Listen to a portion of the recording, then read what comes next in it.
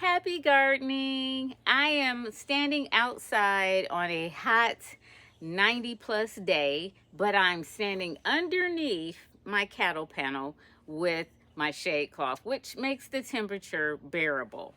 Actually, it makes it about 20 degrees lighter. And I'm standing in front of my indeterminate pear plant.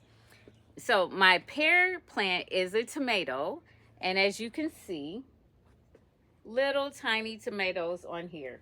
Now the pear tomato plant will turn yellow. It'll be a bright yellow, and right now they're not even blushing.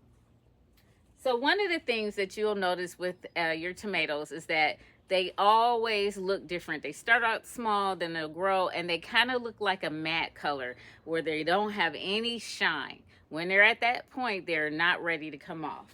Then you'll get to a point where they begin to shine. You can pluck them off of your vine when they get to that point, but they won't be as sweet unless you wait until they begin to blush. Now this is from my cherry tomato plant, but as you can see, it's beginning to turn red. That's what's called blushing.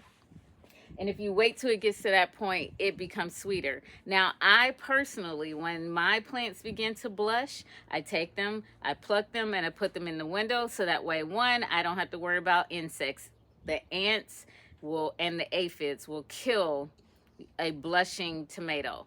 And then two, I don't have to worry about the birds. Now, I don't have as much of an issue with the birds because of all the cattle panels. They don't seem to like the cattle panels so much. So they're not dropping down into my plant, eating my tomatoes, but also I don't have to worry so much about it. The squirrels aren't going after green tomatoes, but they will go after red, and in this case, yellow.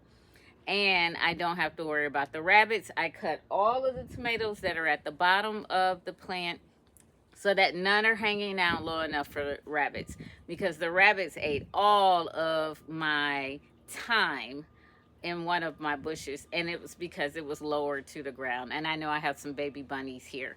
So in order to keep all of that out of their reach, I do have a gate that goes around the tomatoes. So you notice the gate that helps keep the bunnies out, as well as I mentioned, I'm under here. Now, I could not put this plant directly under this cattle panel, because if you look, and I'll turn the camera up, you can see how high it is. And it's already over the height of my fence. And my cattle panel is right about 5.5, 6 feet tall. I'm only 5 feet, so it's I have plenty of room, but my husband, who's like 6'2", has to bend down to walk underneath the cattle panels. But I don't have the plant directly under it because it's indeterminate, and it'll get too high, and if it gets too high, then it crushes underneath the cattle panel. So I have this pole here to try to keep it from moving under the cattle panel, and I do have them attached to the pole. And as you can see, as I move it up here, you can see how tall it is. It's actually higher than my cattle panel. If you have any questions about growing pear tomatoes and how to cook them, how to use them, how to preserve them, which I'm doing for the first time this year, canning my tomatoes, those that I cannot eat in time, we won't lose any of our harvests because we are canning everything. If you have any questions, feel free to reach out to me. Please subscribe to my channel, and see you in the garden.